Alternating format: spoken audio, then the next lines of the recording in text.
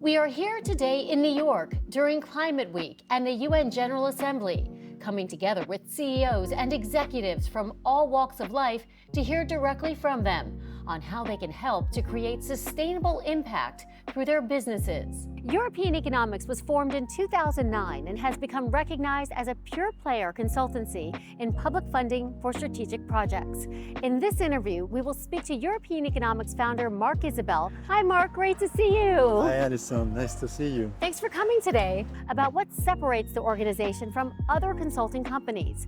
Mark will also explain why he is determined to help the world fight climate change through the work of the company. So we have a lot to share, to help and to explain how the green transition can actually happen by having the interests of the governments and the businesses meet at some point. As a specialized consultancy striving to make green industrial projects happen, European Economics is committed to driving the world economy out of the climate change rut.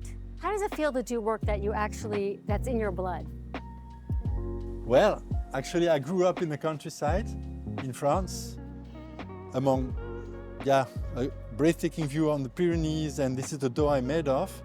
And while working in Paris, the way I can actually address climate change is waking up every morning and being so enthusiastic, helping businesses start green projects, securing public funding. And it's the first time this company goes outside Europe to share with the world the very important feedback that we have regarding how green projects can be promoted in Europe based on public funding matters. Why is it so important to go outside of Europe to talk about European economics? Well, we want to be able to share with the world, and there is a great audience at UN and the Climate Week about the actions that we are promoting, and we want to share it as widely as possible. I'm curious, what were the original sort of ambitions for you when you started European Economics? European Economics is a pure player consultancy on public funding. We provide tailor-made and high value-added services to industrial companies to secure state aid and European funding for their strategic projects. Most of these projects promote breakthrough innovation and reductions in GHG emissions across a wide variety of sectors such as batteries, hydrogen, energy, semiconductor, amongst others.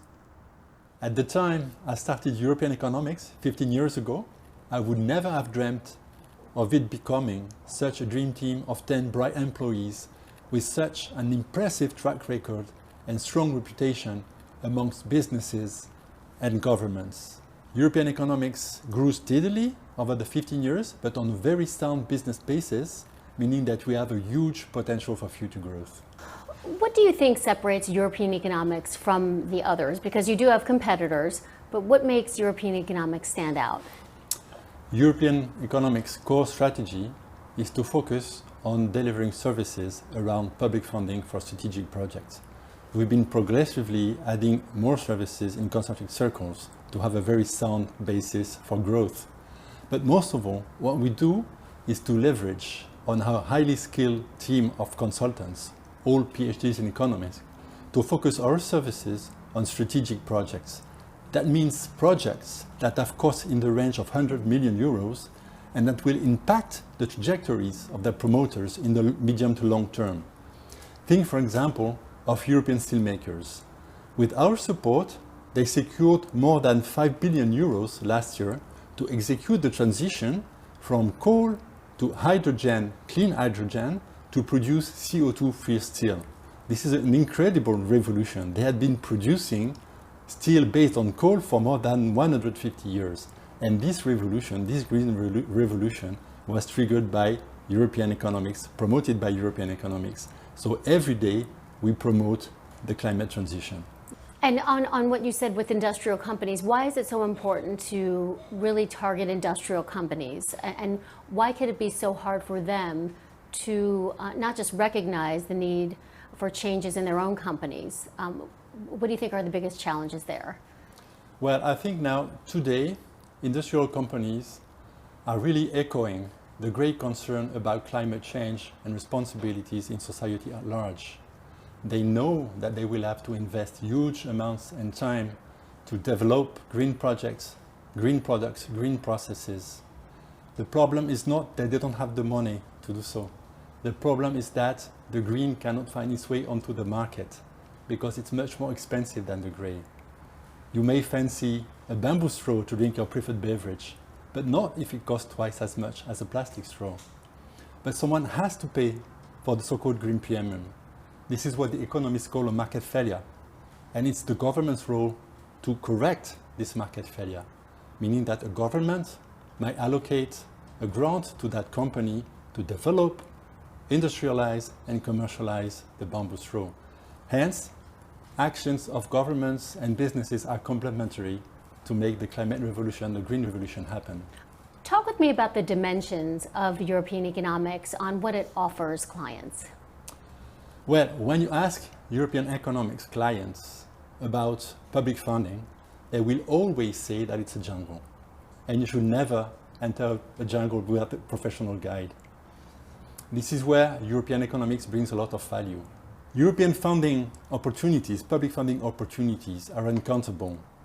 They are scattered. They are sometimes complementary, sometimes they are excluding each other, and they are adding up in multiple layers from local to regional, national, European levels. Not to speak about public funding regulation itself in Europe. We have thousands of pages for this regulation, using very strange terms such as distortions of dynamic incentives, imperfect and asymmetric information, incentive effect, all coined in economic theory.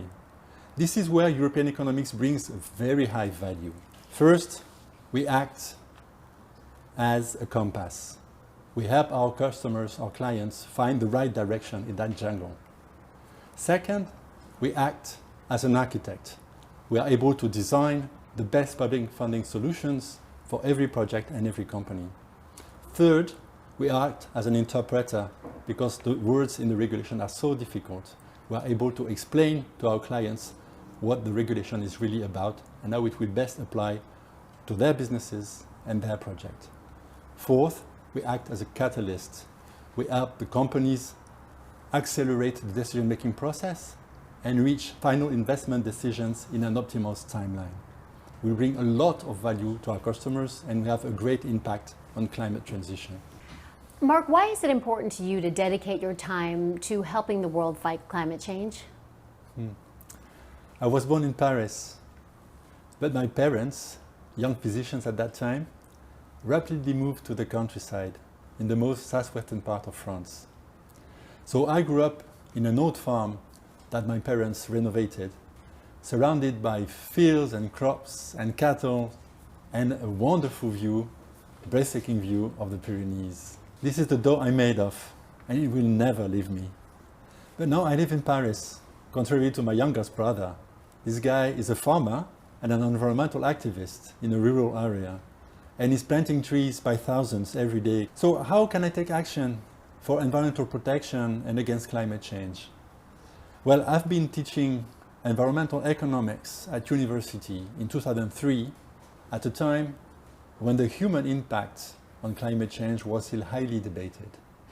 And now, as the CEO of European economics, I strive with my dream team to increase businesses' profitability for their green projects, securing government's money to increase the profitability of these projects up to a point that the green will find its way onto the market, hence displacing the gray.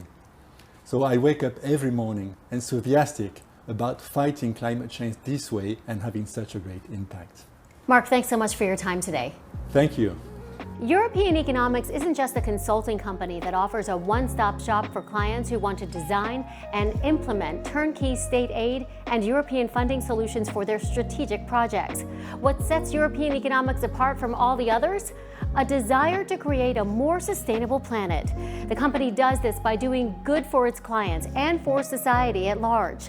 The proof is in the numbers. The firm has so far secured more than $40 billion in public funding for decarbonization, innovation, cohesion, and resilience of the European economy.